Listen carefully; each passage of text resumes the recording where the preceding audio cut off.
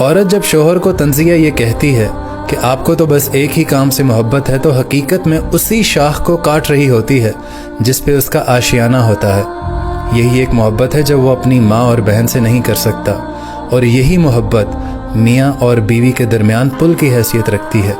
یہ کوئی عیب نہیں ہے جس کا تانا دیا جائے، سنجیدگی سے غور کیا جائے تو اس رشتے کے علاوہ عورت سے مرد کا کیا تعلق ہے؟ یہی وہ عمل ہے جس سے مودود اور رحمت ہوتی ہے، جس کا حوالہ اللہ تعالیٰ نے قرآن پاک میں بھی دیا ہے۔ اور اللہ کی نشانیوں میں سے یہ بھی ہے کہ اس نے تمہاری جن سے تمہاری بیویاں بنائیں تاکہ تم ان سے سکون پاؤ، اور رکھی تمہارے درمیان مودود اور رحمت۔ اس میں بڑی نشانیاں ہیں غور و فکر کرنے والے لوگوں کے لیے۔ اور جو عورت جنسی طور پر شوہر کو دور کر دیتی ہے، وہ دراصل ہاتھ میں آیا ہوا اللہ کا چراغ گم کر دیتی ہے۔ جو بیوی مرد کو اپنے نشے کا عادی رکھتی ہے، وہ نہ صرف شوہر، ساس اور نندوں پر بلکہ بیٹوں اور آنے والی بہو پر بھی اپنی کمانڈ برقرار رکھتی ہے۔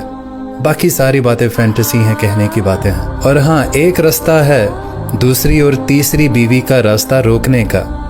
نشئی کو جب تک قریب ترین دکان سے نشہ ملتا رہتا ہے، وہ کبھی دور کی دکان پر نہیں جاتا۔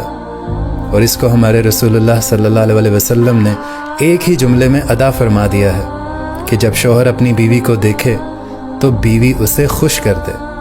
عورت جب شوہر کو تنزیہ یہ کہتی ہے کہ آپ کو تو بس ایک ہی کام سے محبت ہے، تو حقیقت میں اسی شاخ کو کاٹ